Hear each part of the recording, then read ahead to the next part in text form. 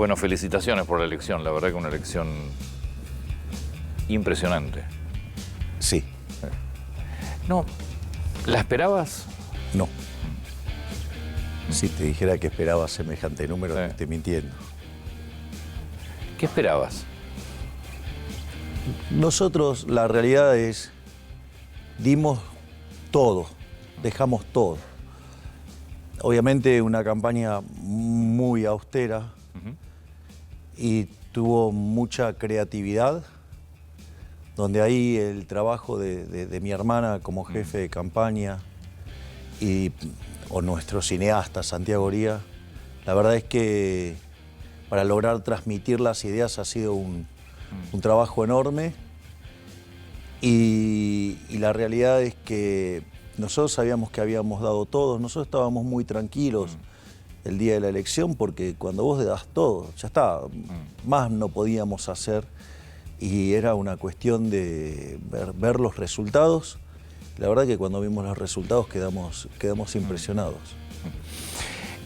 Lo que se empieza a ver, y me parece que es abiertamente, lo escuchamos ayer a Aníbal Fernández, hay toda una campaña, creo que de miedo, hacia la próxima elección ya general. Esto fue una paso acá, obviamente, más allá de los resultados, fue una paso, ahora viene la elección.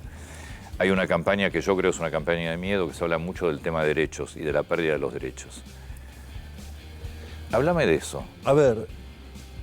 Perdóname, pues se habla obviamente del derecho a la salud pública, el derecho a la educación pública, el derecho a las vacaciones, los aguinaldos, derechos. Y está mucho la palabra, no regales tus derechos. A ver, yo creo que hay dos dimensiones, ¿no? Una es el uso del miedo como forma de hacer política, que verdaderamente es algo espantoso, porque me parece que lo que hay que hacer es discutir ideas y no tratar de estar asustando a la gente. Me parece que sería mucho más sano. Pero bueno, es difícil pedirle peras al olmo. No, aparte me parece que ya está establecida así, o sea, ya está dirigida así la campaña. Claro, y después hay un tema que a mí me parece que no es menor, que es la discusión si estamos hablando de derechos o si estamos hablando de privilegios. Porque en el fondo este tipo de personas, yo te diría, lo voy a decir abiertamente, son delincuentes. Son delincuentes que utilizan a los vulnerables de escudo para defender sus privilegios de casta. Entonces, a mí, digamos, esas discusiones, yo no tengo ningún problema en darlas. Nosotros, por ejemplo, fuimos el único espacio que hizo una propuesta completa de gobierno. Nosotros, para todo lo que tiene que ver con la cuestión social, tenemos directamente un ministerio, que es el Ministerio de Capital Humano, en el cual nosotros nos ocupamos de los temas de niñez y familia, lo que tiene que ver con la salud, lo que tiene que ver con la educación, y todo esto integrado para que derive en trabajo. Porque, a ver, yo, digamos, soy especialista en crecimiento económico, con y sin dinero, es decir, sé cómo se hace para crecer y sé cómo se hace para bajar la inflación.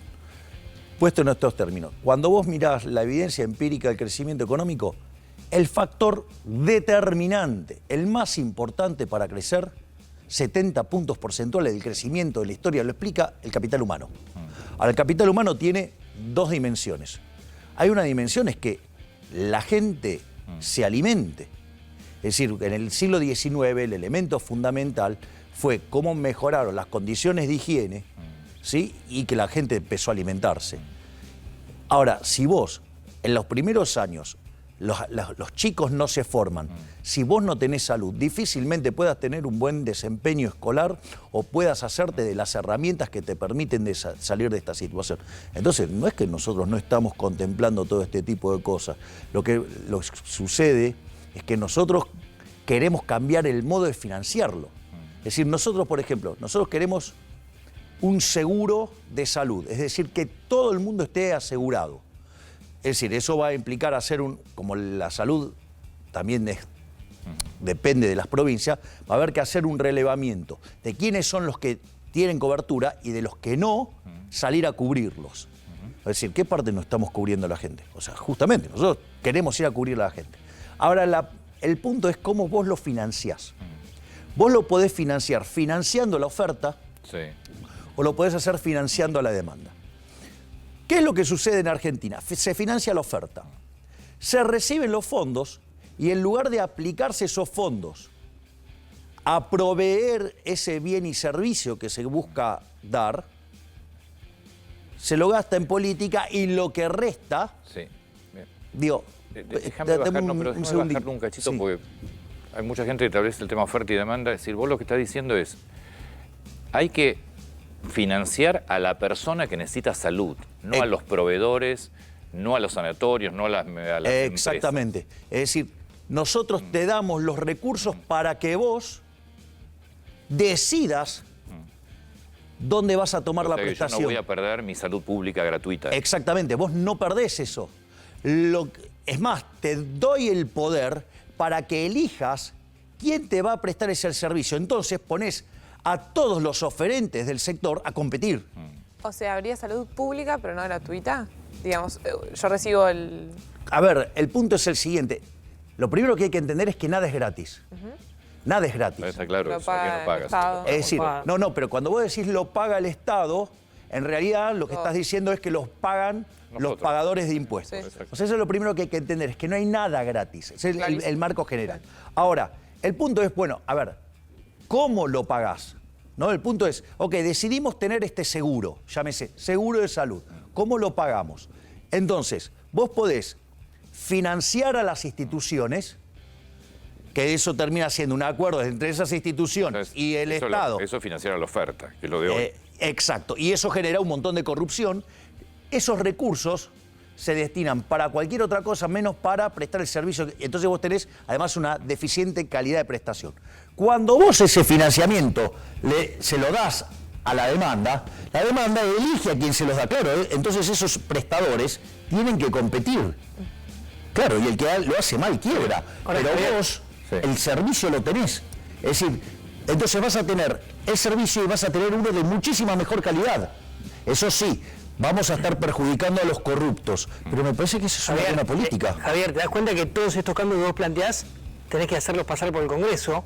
Y ahí probablemente tenés que sentarte a negociar, a dialogar con los que venís definiendo hace un ratito como delincuentes. Porque gran parte de la clase política está en el Congreso, obviamente, y el Congreso hoy, la verdad que ni funciona. Entonces, ¿cómo imaginas eso? Esa A ver, negociación. nosotros vamos a ir y vamos a presentar los proyectos. Después, frente a este debate, porque nosotros estamos dispuestos a dar el debate. Es decir, a ver, en los últimos 6 meses o un año, yo hice pública mis propuestas, lo abrí al debate. Ahora, lo único que me encontré a lo largo del último año fue un montón de falacias ad hominem. O sea, Dios, se dedicaron a discutir, no sé, digamos, hasta mis perros, ¿sí? Pero, digamos, o sea, nadie se dedicó a discutir una sola de mis propuestas. Entonces, nosotros estamos dispuestos a dar el debate, vamos a llevar los proyectos al Congreso y después, digamos, la casta política tendrá que explicar por qué quiere bloquear mecanismos transparentes y que mejoran la calidad de vida de los argentinos en favor de situaciones que favorecen a los corruptos. Esto, digamos, es una cosa bastante pesada, por decirlo de alguna manera. Déjame que me despida de 24, seguimos por América, como siempre, aquí con Javier Milei, hasta las 10:30 con Buenos Días América.